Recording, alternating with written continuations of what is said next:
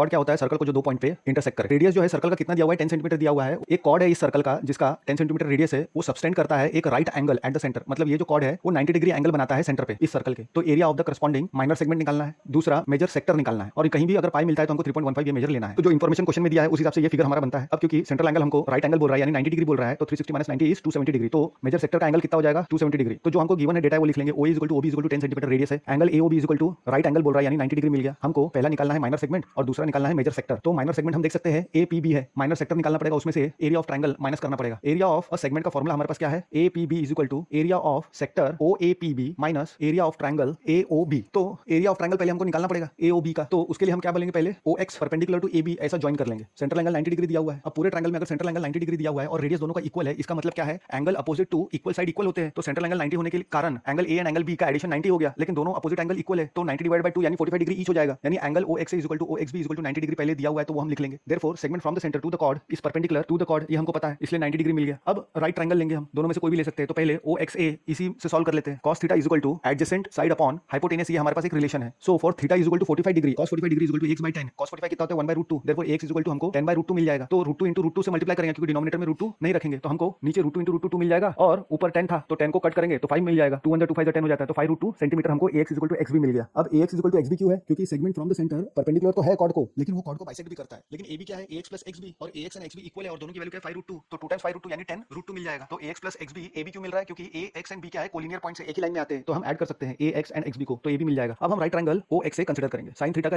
Relation है opposite side upon hypotenuse. Theta is equal to 45 degree के लिए हमें ox अपॉन oa मिलेगा and sin 45 degree is equal to ox upon oa। oa की value 10 है, हम पुट कर देंगे तो ox इज इक्वल टू 10/√2। फिर से √2 हम न्यूट्रलाइज करेंगे, तो √2/√2 से मल्टीप्लाई करेंगे, रैशनलाइज करेंगे तो नीचे 2 हो जाएगा। तो 2 × 2 5 ऊपर यानी 5√2 हमको मिल जाएगा। तो ox is 5√2 centimetre. Now triangle AOB का एरिया निकालेंगे हम। फॉर्मूला पता है, half into base into height होता है। तो हाफ इंटू बेस क्या है? AOB का ox है, बेस क्या है? AOB का AB है and height is ox। Value put कर देंगे हम 10√2 एंड 5√2 रिस्पेक्टिवली। तो हमको half into 10√2 into 5 into √2, √2 into √2 2 हो जाएगा एंड 2 और 2 इधर हाफ कैंसिल हो जाएगा। 5 10 50 हमको मिल जाएगा इंटू 2 100 50 हमको मिल जाएगा। तो area of the triangle AOB कितना हो गया? 50 सेंटीमीटर स्क्वायर। इसको हम A बोल देंगे। अब हमको क्या चाहिए? Area of sector. Area of sector में से जब हम एरिया ऑफ ट्रायंगल निकालेंगे तो एरिया ऑफ सेगमेंट हमको मिलेगा। तो एरिया ऑफ सेक्टर के लिए हमारे पास फॉर्मूला है theta upon 360 into pi r square. तो वैल्यू पुट करेंगे theta is equal to 90 degree के लिए तो 0 0 कट हो जाएगा, 9 1 9 4 जाता है, 1/4 इंटू 3.14 इंटू 100। 4 से डिवाइड करेंगे अगर 157/2 हमको मिलेगा। 314 को डिवाइड करते हैं तो 157/2 सेंटीमीटर स्क्वायर हो गया हमारा area of the sector OAPB। Now area of the segment APB के लिए एरिया ऑफ द सेक्टर में से एरिया ऑफ ट्रायंगल हम माइनस करेंगे तो 157 माइनस 100/2 यानी 57/2 is equal to 28.5 centimetre square. ये हमको एरिया ऑफ द सेगमेंट मिल जाएगा APB का 28.5 सेंटीमीटर स्क्वायर। अब सेकंड क्वेश्चन हमको बोलता है एरिया ऑफ मेजर सेक्टर निकालना है। तो area of sector is equal to formula क्या है? Theta upon 360 into pi r square. 270/360 0 0 cut करेंगे, 3 9 जा एंड 4 9 जा यानी 3/4 इंटू 3.14 इंटू 10 का स्क्वायर यानी 3/4 इंटू 3.14 इंटू 100 यानी 3 इंटू 3 104/4 यानी 942/4 सेंटीमीटर स्क्वायर हमको मिल जाएगा।